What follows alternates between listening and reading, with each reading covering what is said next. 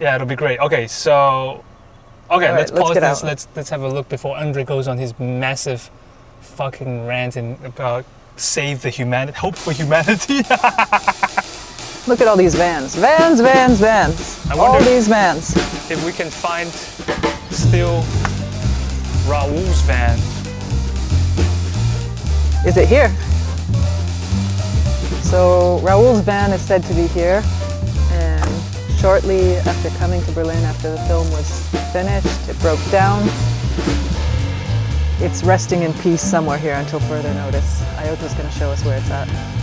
Was it this? And we were tree? looking for Romanian plates. Yeah. Yeah. Maybe he's moved. But I think, yeah, you guys were Fabian was parked around here. Yeah, I feel like it's. Yeah. Well, let's go down a bit further. I feel like it's not this far. But yeah, it's funny to have these memories immemorialized. Yeah, we will come up I think he came up. because there's 'cause also it an was- entrance Yeah.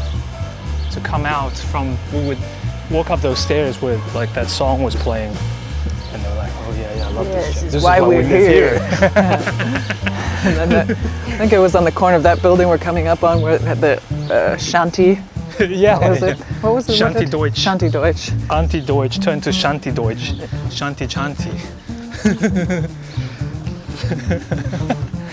I think there is a lot of humor with, like, that's how, you know, people survive with this fucking catastrophe of Berlin, of anything.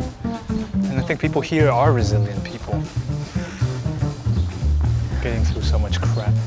This is like a previous generation of Andrei and Fabians and Raoul's. Yeah. You know, like a This one, yeah. pre-generation Yeah. of mobile homes. But things are changing so much. That Fiat we saw is the latest.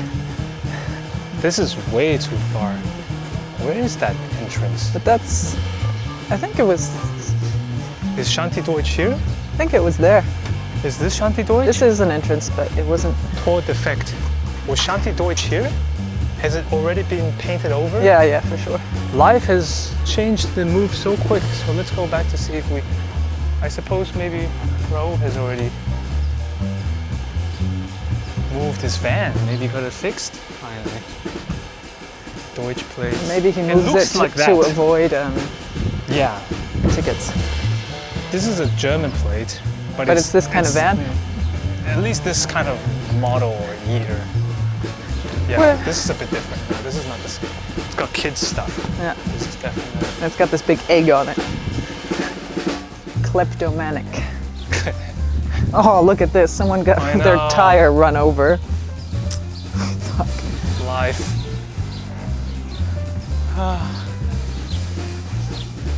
Look, someone's been using this as a toilet. You're so excited, like dog, like ooh, poop and piss. You know what? Berlin is the first place I ever saw a woman right in the middle of public space just sit down and squat and take a What, piss. women can squat. I'd in the never middle? seen it before like that. Like, 'Cause she's a lady. you know, just in the middle of like a square, like a Hermannplatz it was. She Oh just my like, middle of summer, she just like was, My first fuck it, lady sat that I down saw and squatted. took a dump in public and this in between cars was in Italy. Was just shitting in between two cars.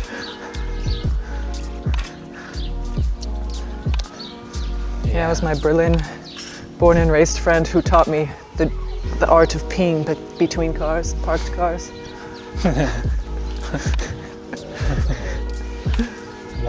Why is it better than anywhere else? Is that the secret? That's yeah, a trick? Yeah, it's just a bit hidden if you're in a place where there's not much, no bush or anything like that. Okay, here's some more fence. Maybe he really did move it. Life, nature is healing.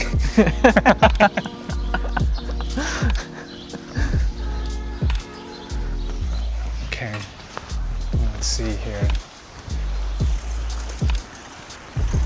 This is a French fan. Yeah. You know, until Do you know if they had issues parking here?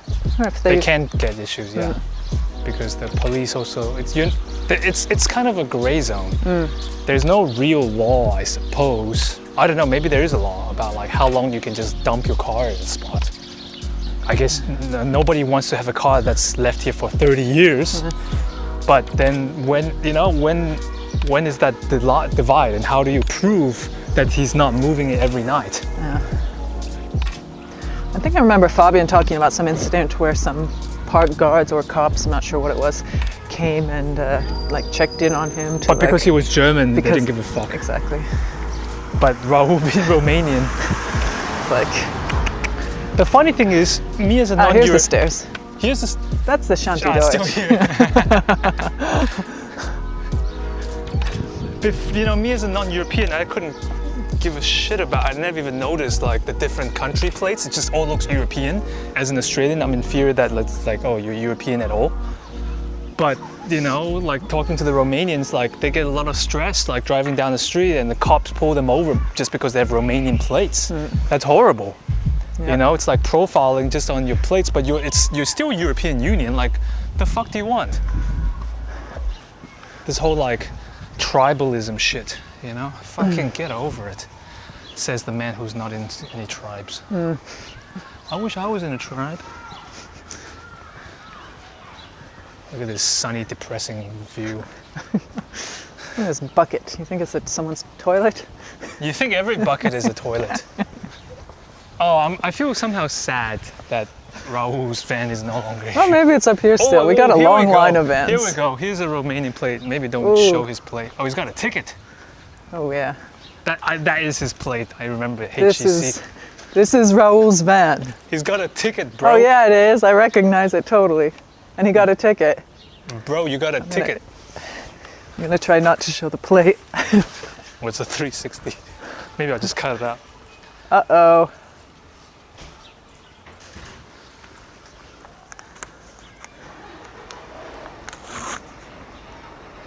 Oh man. Looks like it's been through some weather.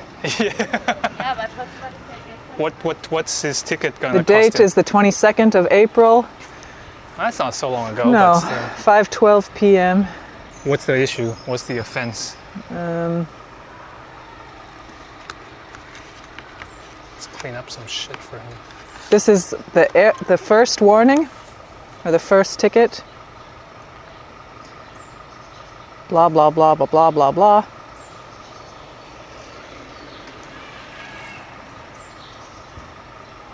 More money, more problems, I say. Yeah.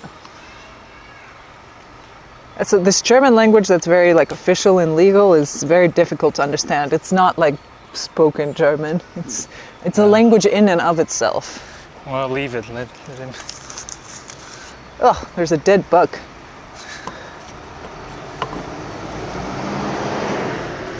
Well, this is the van.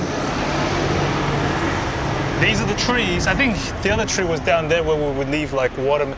We had like front row seats to Tempelhofer Feld, like the entrance, parked in front of the infamous club. Yeah. And we would sit here smoking cigarettes with our chairs, and life is good, Making coffee, was it here? Making coffee, yeah. No, that was the other know. park. Yeah. But like, it's crazy. This is like, imagine Central Park and you just park right here. You wouldn't be able to do that in New York. And there's like all the fields and like, yeah, crazy. Yeah, it's huge. Look at all these dogs. We go skating and just chilling and, yep. All right. All right. Wanna... Say a little prayer. Here's a rock. You want to throw a pebble or something? Yeah. Let's walk a little in. Oh, you want to walk in? Yeah. Okay. We can maybe take a piss. And I'm obsessed with the toilets. Maybe we just gotta pee. Yeah, why not?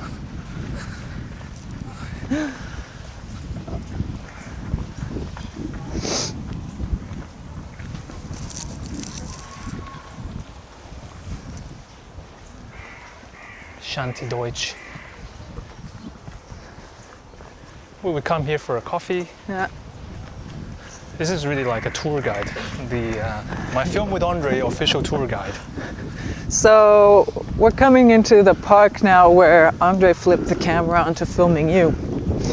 I'm curious how that felt, or what that was like, and I also like in that moment specifically, but also just in the sense of in the whole film itself, both directing the film but also being in it. Yeah, it was great. I mean, it was irritating from the side of like, I know psychologically what he's doing. Yeah. And that was irritating. Because it's not about his genuine curiosity, in my opinion. You know, he's not making his own film. He doesn't give a fuck. It's just about power dynamics. And but at the same time, I'm glad that he did it. Yeah. And I got to also speak about things and yeah. Let me take a piss. Yeah, me too.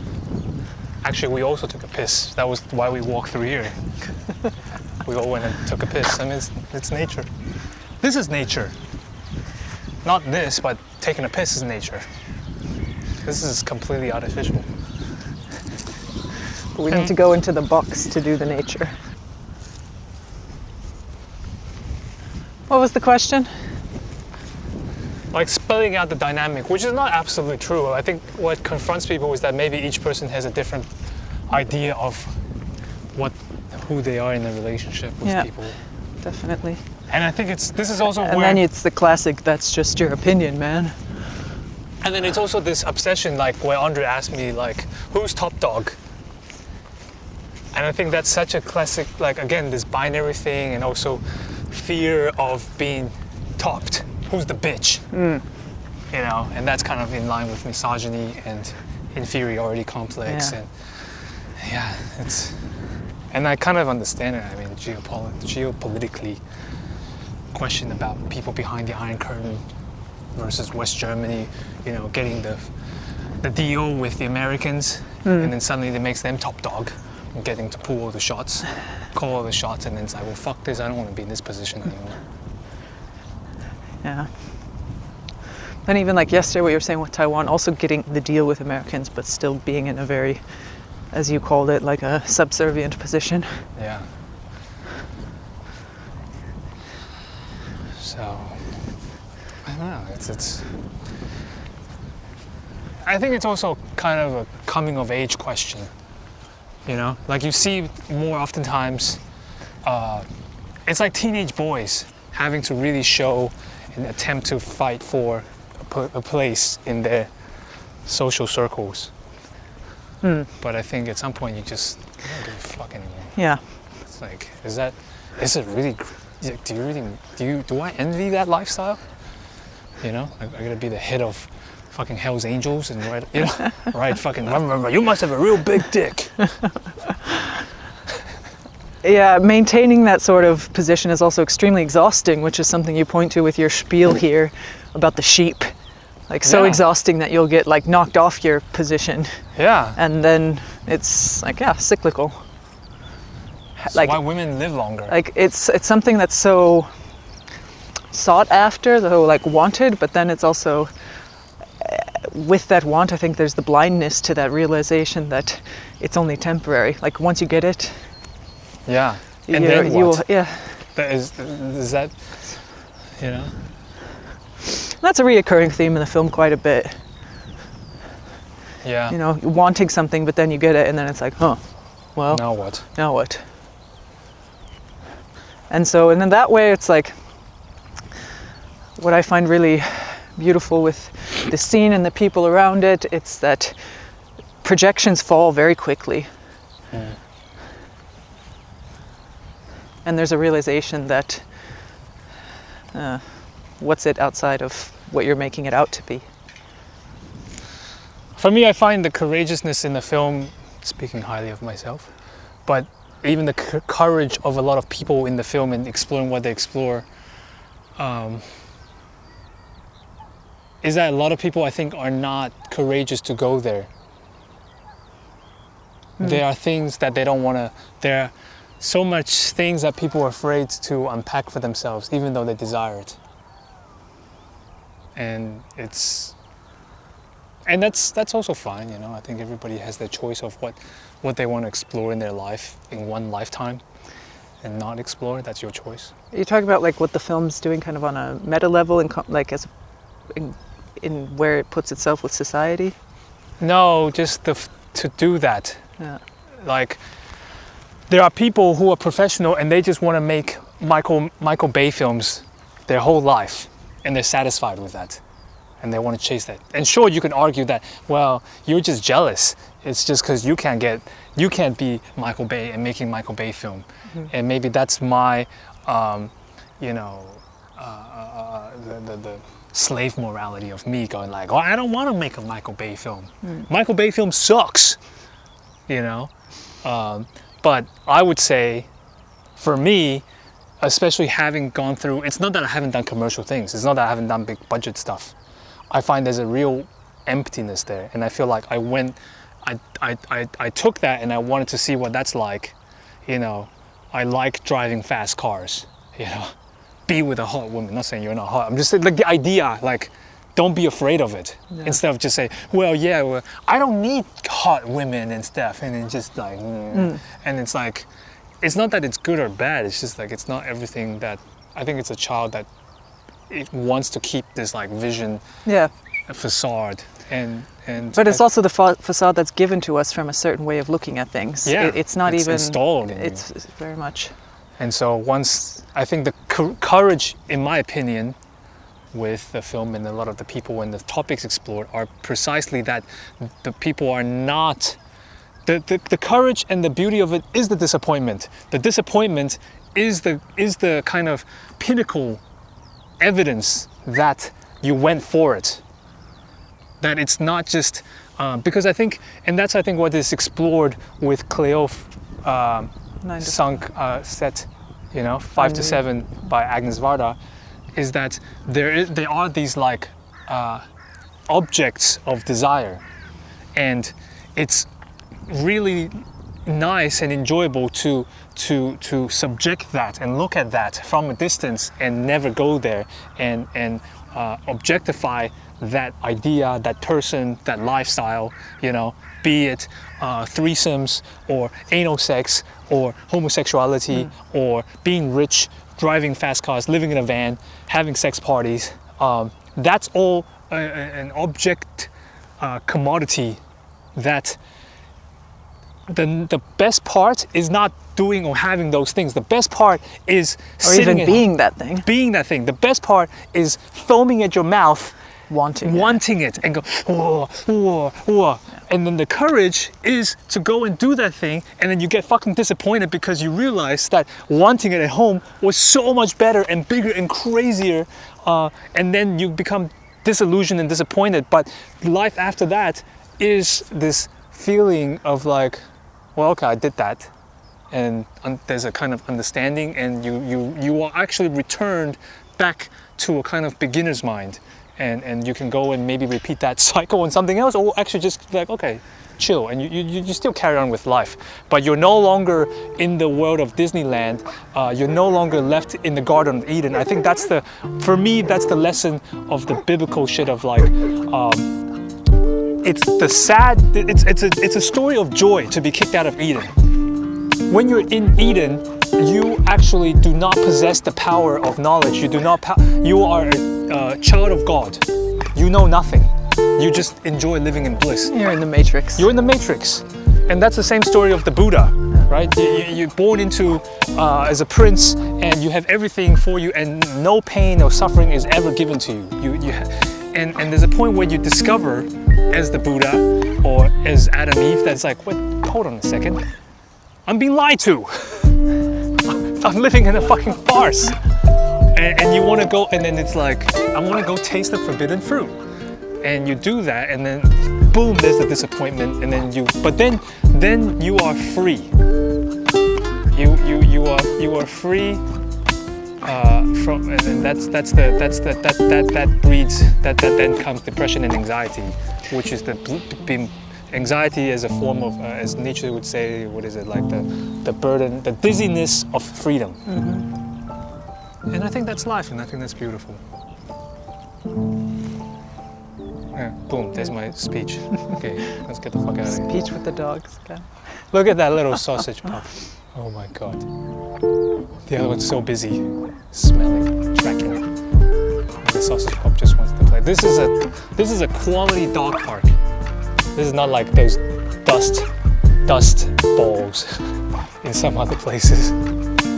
Yeah. This Look, is this like has got grass. heaven on earth. And then there are dogs who love to dig, and then they got their favorite digging spots. And they're digging the shit out and like trying to, it's like the great escape or some shit. This is for the show dogs to practice, yeah. Mostly I see really frustrated humans screaming at the dogs, and the dog's like, what do you want? Show dog shit. So this is in the kitchen of that apartment. Whereabouts was this? This was just like the day before the party was? Yeah, I think even on the day, I think that is his birthday. And He really does the politician body posture thing.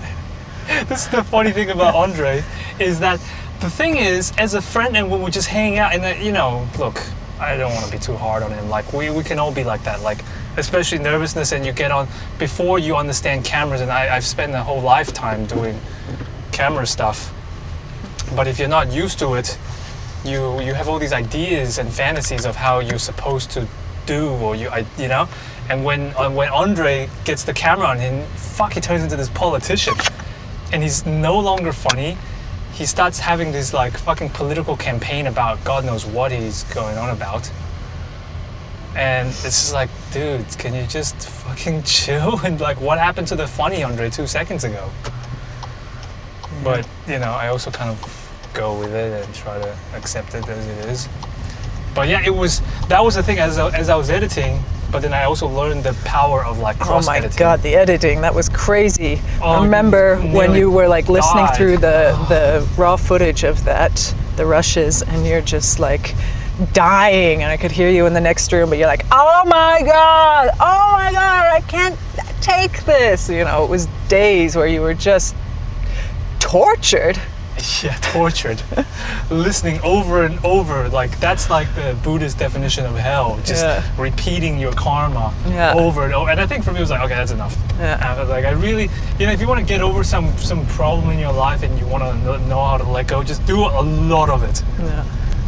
I was listening to it, transcribing, and oh my god, like shut up, all of you, even me, And just like when he's here, like giving. But then I thought that's also funny, like it would be also not wrong, but like I wanted to be a film where I could show the way it is, and in a way I thought that him giving all this propaganda stuff was not the way it is, but actually it is the way it is. It is the way that this film that he's doing, he's authentically bullshitting. He's genuinely going on and on about nonsense. But you guys have that in common. Oh, great, thanks. I think that's part of your attraction to each other. And frustration. Yeah. On and on about crap. And this thing. What was that? The holistic, I think. Holistic. Yeah.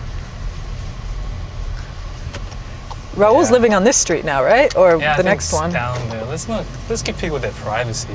Yeah. They're gonna have all these adoring fans lining up on their doorsteps, traveling from the other side of the. Did you fart? No. God, something smells awful. You did fart. No, I didn't. Okay. I'd admit it if I did, but I didn't. Anyway, this goes on and on forever.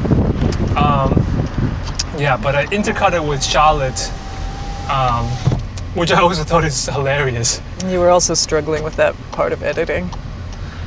Like, Yeah, there was I there was a lot of emotions and feelings. Like, I think I was struggling with Charlotte's for totally different reasons. Yeah. What was my struggle with Charlotte's statements? I don't know. Well, other people have commented on this too, but there's this sadness to it, and Charlotte's also She said that reflected on herself. this. But That was reflected about the frustration in her relationship at the time. But I think it's complex. There's a lot going on. yeah. Dealing with I think the main point is this. It's precisely because of the fact that in a way we're supposed to feel so great and doing everything about pleasure and fucking and Right. living our best lives. But in reality, there's a lot of different things going on. Yeah. And it's not all fun and games. You open Pandora's box and it can be a messy place. And then, you know, for the video, and I think this is one of my biggest concerns and fears, is that living in the panopticon, we're living in prison. The prison that you have to behave in a certain way. There is no more Stasis telling you how you're supposed to behave and say and act, all these things. You do it to yourself. And that's what's horrifying, I find, and I think this film reveals that in us, in our generation and times, is like we are constantly living in our own propaganda films of promoting how we're supposed to be, right? So for perhaps Charlotte and Fabian, it's like promoting the van lifestyle and polyamory and perfect whatever, and Andrei with his political ideologies, you know, Raul, whatever, and me with my own thing. But we're afraid to be revealed, and I think that's even what was going on with me and Andrei towards the end, which is like revealing the truth, whatever truth mean, but like as in reality with a capital R, that this film is the way it is. And it's not the Instagrammable influencer, perfect edit, cutting away. And this is also why I love this 360 camera shit, because it's just the way it is. And I think we are a generation, we are the grandchildren of Hollywood, the whole like media with a capital M, which is completely designed, you know, to Kurt Cobain's death, right? From Elvis to Kurt Cobain's death. Everything is meticulously thought out, and you have to do it professional. What is it about Kurt Cobain's death that marks some sort of end of history for you? It's, fuck, am I going the right way? It's that he became, even though he had all of this, you know, he's the anthem of like teenage angst and like, you know, against everything. But with his suicide, it's almost like the death of Jesus. With his death marks the end of history of like, well, even this is cliche. Even this, like, you do the whole thing and fuck the system and blah, blah, blah, blah. And then of course you kill yourself. You know, and that even to be against the society and system, but still documenting everything is so predictable, is inevitable. You know? And so I think that's what's really frustrating and crazy and scary. Oh yeah, this is... But isn't the documentation of everything in some way a way to show that what exists outside that very narrow framing of from Elvis to Kurt Cobain, this very selected, honed in stories and imagery? Like documenting everything as a way to show what exists outside of that, what's a lot more relatable, but like what's just real life. Yeah, but I think that's so that's that. I don't know if I'm answering your question or I'm just rambling my own shit, but here we go. I think, you know, it's almost like the marking of the end of Pisces, and we're entering the age of Aquarius, which the age of Pisces, right, marked with Kurt Cobain, who also looks like Jesus, right, is a period where it's still, look, the idea of Kurt Cobain is like Tupac, is that it's complete, it fits, you know? They die before they can actually have a life, you know? They can be... Yeah, of course, they're forever immortalized as that particular thing. In fact... Marilyn Monroe as well. Yeah, and so let me remove Elvis out of that, because Elvis, in a way, as Bill Burr would say, was the first one to do it. He got old, yeah, and fat, yeah, and lame, and it's like nobody knows what to do with him. Yeah, he doesn't know what to do with himself. Nobody's there to tell him how to do it, because no one knew. And I think now in the age of Aquarius, this 360 thing and this whole thing is like we are beyond Big Brother, the old TV show. There's a new chapter to this, because we all do it. We can all do it, and we are no longer crafting a very specific Joseph Campbell Star Wars bullshit. Hero's journey, right? Which is the age of Pisces. And I think that the age of Aquarius, with a new mixed reality metaverse, is a real new era. It's not something. The metaverse is not the continue. Is not the is yeah. I mean, it's like media 3.0 or whatever. Like it's not. It's interactive. It's decentralized. It's fractionalized, and I think that's super exciting. Who owns the value in this? I think value, I don't know, this is too early to say. I think value is also fractionalized and decentralized, Sure, I mean here, this is a beautiful scene that we did together to kind of break up my frustration with the whole thing and also to assert myself, I guess. This is a reflection to Agnes Varda's film, God, I forget the name now. Also about a single mother going to California, having struggle writing and subjectivity, objectivity, reflection, blah, blah, blah. And so my point about this film is that the Hegelian dialect of this film is talking about, the thesis is actually, the thesis and the antithesis was about the sex and not showing the sex, but the synthesis was actually about Asian male representation. And so when I see myself in those scenes, I see a lot like that of sadness. Like it was a depressive place at that time. Yeah, why were you depressed? You want to speak about your depression on the record? Not really, but just to say that like it was a really dark time.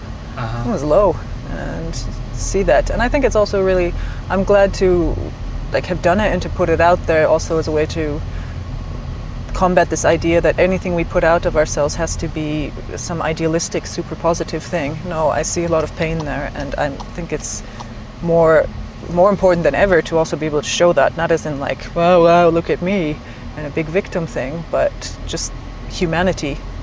Yeah, because I think there's the potential of like this period, I would say, I went through this whole thing where like there's a kind of invisible period. I think I told you this story, but I think I glossed over it, but like let me even just say it publicly. With the advent of Instagram and all this thing, me as like an Instagram generation, there's a lot of stuff that we learned to also combat oversharing and not share. And it became like this kind of dark ages. Right. It's invisible. And I remember there's a moment, you just show how you're making it or how you're doing well. Yeah, but even that is all designed. Exactly. You never actually show the real thing. So much that you start to wonder, is there even what is real? Because every part is, you're constantly sculpting. And so and then the unconscious, undesirable becomes more and more invisible. And this, you can see it illuminated by the in Japan, the burakumen. Who take care of the... No, burakumen is just basically the lowest caste. Yeah. Of course, different people, so people that take care of the dead bodies, but also Koreans, sex workers, yakuza. Basically, I think it's a function, I suspect, my paranoiac, conspiratorial theory side is like, it's a function of capitalism to hide. And so in Japan, the Japanese people can no longer see the burakumen. I don't mean that they've somehow magically became invisible, but rather ideologically, they become invisible to, they say, there's no such thing as homeless people in Japan. There's no such thing. Right. And it's happening right in front of them. It's happening in LA with the homeless population. Right? Of course people can say it, but in a way you have to ignore it. You cut it out. And there's an episode of Black Mirror where it's like people in the future with augmented reality, and you want to block somebody, you just block them and they're just invisible, gone. And I just want to share a story with my ex-girlfriend. She went through my shit, which is completely, abusive and fucked up, but I just stored like some old photos, of an ex-girlfriend. And she got fucking furious. And then I felt like, God, this is from like some weird Hollywood movie, right? Going through people's shit and discovering that they still hold on to, images and stuff from the past. You know, but I also thought this is very reflective of actually her generation of a Chinese Communist Party. You know, like people holding, you know, the Chinese regime, they wanted to erase everything. They wanted to erase history, right? Revisionist. They destroyed all the old things that reminded them of the landlords, reminded them of patriarchy, reminds them of, you know, the Qing dynasty, the proletariat, blah blah blah. Like whatever, they're like out. Yeah. It's like another version of, you know, excuse my Nazification, but it's like, don't like this, in the concentration camp, out, clean everything, minimalism, Banning things. Tabula rasa. and and it's childish. It's like when I was a child, I look forward to 1st of January every year because I was so ashamed of the last year, and I just wanted to start fresh. Give me a new diary, start new. And it's so violent and stupid. And then so we had this fight, and in the end I was pushed to the edge, and I said, well, fuck this, and I burned the photo, right? And I feel still really bad about it, and that calmed her down. Really? Yeah, I was like, is this gonna solve it? Are you gonna be happy? And she was like, yeah. And she calmed down after that because, you know, she's the one. Yeah, because she got, I mean, you did something to please her, and it was a very dramatic gesture. It's awful. It's so wrong, you know? It's really sad. And I think this is what's the problem with revolutions, with, you know, the problem, it's childish. And that's also why you can see in revolutions that, you know, the Nazi youths or, you know, Mao Zedong also utilized the youth because young people are idealistic and stupid. I'm not saying to be resentful, but I'm just saying it's you as a young person, you're easily manipulated. And, you know, you think you're improving, but I don't know, don't be so sure. That's hubris. So for me, doing this film, I still stand. I think it's, for me, it's one of my proudest moments of all the things I quote unquote accomplished. You know, as opposed to like my parents were so proud that I did stuff with big corporations and this kind of crap. And a lot of people I know that like can think that. Right, oh, but then they can feel like they're part of. They feel success through your success. Yeah, but the success in the sense of a capitalistic basic notion of, you know, like monetary thing, and it's like. Sure, but for that generation of people from Taiwan, though, that's. Or for not just that, like a lot of people, yeah, Alex or whatever, and it's like. Try not to go in there right now. Okay. There's a can of worms, and I'm trying to keep it under 2 hours. It's not that I'm afraid. It's like, it could be a Patreon thing. There's no Patreon thing, and that's a lot of work, but I guess that's what people pay for. Extra bonus footage. But yeah, a lot of big rants today. Yeah. Hope you're enjoying it. Director's commentary. Can I go have a cigarette break? Should totally leave that in there. Dude, we're like 10 minutes, we're almost done, you know? Can we just like wrap this up? Okay. That's a reference to this, the Great American Movie. What is it called? American Movie. The Great American Movie. Is it called The Great American Movie? Yeah, it is. Yeah. It's a great film. Yeah, and the Go director's and buy it. commentary is fantastic as well. Yeah, both. It's just so enjoyable. Yeah, so The commentary is on YouTube. the commentary is free on YouTube. It's great. But go and I think we bought the film. I think you can stream it on Amazon or something. Yeah. And the same thing with Chicken Ranch. Watch the Chicken Ranch by Nick Broomfield, which is great. And then the director's commentary is just even more exciting. Yeah. I The love film it. itself is pretty silent in the sense that you really just Yeah, Nick is silent. in catch. that. Yeah. But then the director's commentary, it's more about what was going on through each scene. Right. What he was experiencing, what he was seeing, that the scene itself, if you don't have that commentary, you'd definitely be wondering about. I know I watched the non-commentated version first, and then Right. yeah, a lot of those questions like answered and addressed. And he's also just such an interesting, charismatic guy. So we're like in Eastern Berlin now. Kit Kat is ahead of us. Am I right? Yeah, Or just not? I think so. Where are we at? Right? Yeah, we are. It's just ahead of us. Yeah, up on this next corner. It was a couple weeks ago. I was coming back from this NFT event, and it's like the line to Kit Kat was around the block. Yeah, it was so long. I couldn't It's fathom the waiting largest in that tourist line. attraction. The tourists are back. Nature is unhealing after COVID. The tours are back with a vengeance. Yeah. A lot of pent-up, untoured tourism. Unfulfilled tourism desires. We're gonna have to make up for all of that untouristed touring. Yeah. You know, this last bit of the film here, it gets like, you can kind of feel, I've sensed a loss of momentum in terms of like this tightness. What's going on here for you at the time? It's okay, so I gave myself a constraint because I realized a big part of my procrastination issue in life is losing context, losing deadlines, and especially when you're doing your own projects and stuff. I could theoretically do this for the rest of my life and never finish it, and I was deathly scared of that. So I was like, 7 days, right? 1 week, no money, whatever happens, and I had a methodology to take me from beginning to end. The point was the definition of success for this film is that somebody could pull out their credit card and pay for it and watch it, even if it's absolute shit. It's a 2-hour film, that's what I wanted, but then people told me films these days are 90 minutes. Go fuck yourself. For me, it's 2 hours. That's how I grew up, maybe because with advertising, whatever. So this part kind of, look, the whole week I was filming everybody, and there was flow and there was all these things, the film is called My Film with Andrei, which is actually a nod to my dinner with Andrei, but it's not really about Andrei. Like this thing, it's not really about sex, it's not really about Andrei, it's about everything else. And with Andrei, but I did want to interview Andrei, I did want to do all these things, but Andrei was fucking elusive. He was like a slippery little snake. I couldn't get him on the fucking camera, and when he did, he was just being fucking Mr. Politician. That's when I was like, all right, let's just go with it. I accept it. I accept him as the way he is, the way he wants to be presented. So there's another side of him that he's not showing. Not at all. Like, this is not the Andrei I knew. Yeah. Not at all.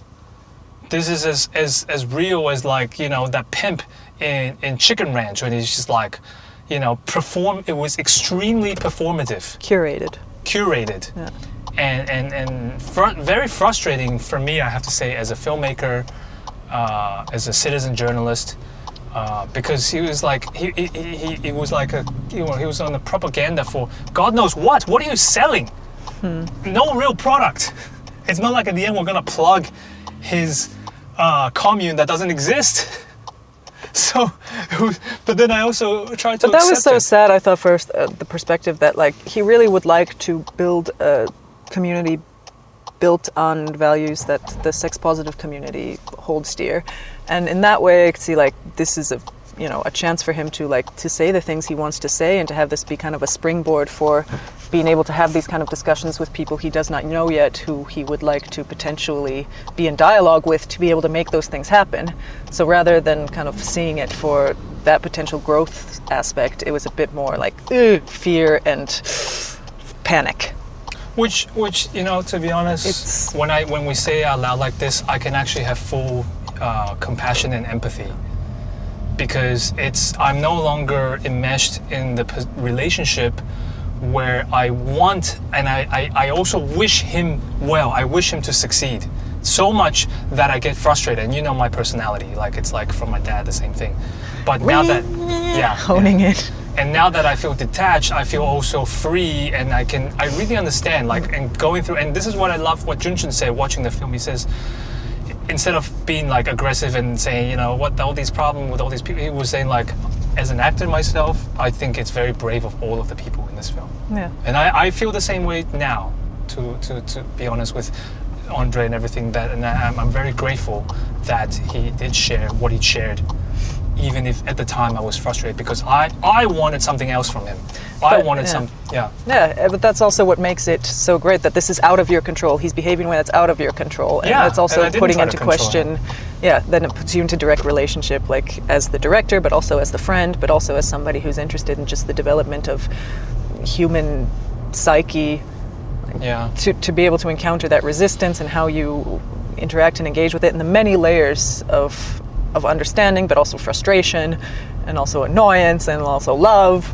I think the frustration also comes with, like, I think potentially I see, and like you said, maybe we actually have more similarities between us than differences, and the frustration comes with seeing myself or part of myself in him that I wouldn't want to be still behaving, as in like, do your thing, man, don't be ashamed, like, you know. And that's not cool for me to do. Like, Andrei's gonna take as long as he needs, you know, and if he's not ready, he's not ready. And also maybe his journey is not yours. And It's not my journey. Yeah.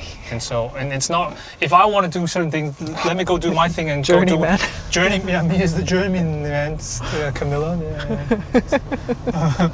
Yeah. You know, the sadness comes to, I miss him. I like him as a friend. Like I have with a lot of people, even if I'm like, fucking hell, they're so annoying. But I actually like all these people. And I bumped into him a couple days after we did the screening at our place, the first screening for the cast. And yeah, it was just totally by chance in the park. Had I been like My a moment... my Jungian psychotherapist would interject There and is say, no there is chance." no chance, there is no... You're right, but like in the sense that it was certainly not planned and it was in a pretty random location. It was actually in that park where the Tivoli is at, the carnival that we passed earlier. Anyway, had I been a couple seconds earlier or later on my bike, we would have just passed each other. Same for him. But we just like almost like intersected, collided with each other there. And it was like, Phoenix. I was like, oh, hey, Andrei. And he was really like, I've never seen him like that before. He seemed like very frightened and very like keeping a facade of like calmness, but like it was almost like, you know, when I get into this mode of where I have this walrus face where it's like I'm feeling a lot but I'm not expressing it. It was like seeing that on him, his version of that. What do you think? Why do you think that was? What was going on there? Yeah, I think he was, you know, he'd just seen the film for the first time, and I think he was having a lot of, like, seeing himself from the outside for the first time is, and I'm not talking about just like photos, but like in film where you're talking and there's a lot of you there. This is a very, very confronting thing. So first of all, I think it's just the shock of that. Like, you know, during the filming itself, the screening, I looked at him quite a lot to see how he was taking it, and he was sitting there a lot like this, like biting his finger and totally like bracing himself. Like his body was just like, you know, because I do a lot of body work, and I can sense these people who like just like they hold their tension really tight in their body. It was classic, that kind of thing. Or like as Junshin says, and that helped me have compassion as well. Like Yeah. it's like, I you know, it's courageous. Yeah. And it's like, what more can you say? Like you did that. And you especially, and me to some degree, we've had a bit more exposure to ourselves from the outside, and yeah, it's fucking scary if you haven't seen it really. In the film, you already see the beautiful shot. I'm really proud of that shot. Walking, it was a fucking exhaustive. This is funny to Yeah, like. 'cause you're holding that rig then, the iPhone rig with the boom. Yeah, it was like exhausting to keep up with it. This is great. So you get to look over the wall. You know, a few decades ago, Germans couldn't do this shit. This is illegal. What I'm doing. Yeah. You would have been shot. Yeah. You know, all of us would be shot 30 years ago. Yeah, I wouldn't have even gotten this close. Now.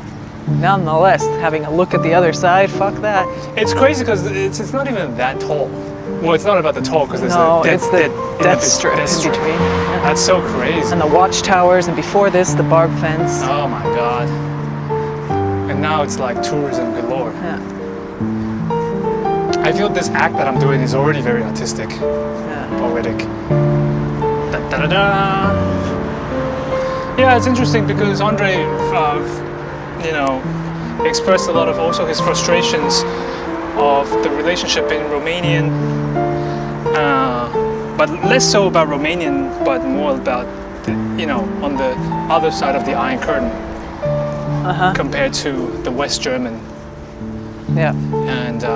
And that's also another big thing about the film is that I felt that there were a lot of people that recognized or understood the feeling of being outsiders, the experience of diaspora. Like a lot of the people that showed up and loved the film were, because I was like, okay, will white people be into this? Yeah. And that's a bit simplistic, and I realized like a lot of the people that really understood it were themselves outsided. You know, there was a lot of Romanians that were very into my film, Georgians, or even when I meet like Italians or French, I discovered that actually they were also multicultural, or like, you know, they were coming from another country. So they understand that feeling, whereas the people that does not know that or have not gone through that, it's just a bit weird. And you know, that's fine. Like, we make our own tribe of non-tribes.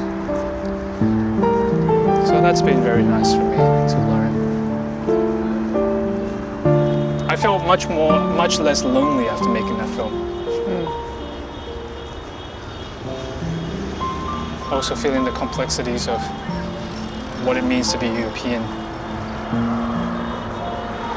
For yourself, or? Yeah, for myself. Like, you know, it's not just cis white men.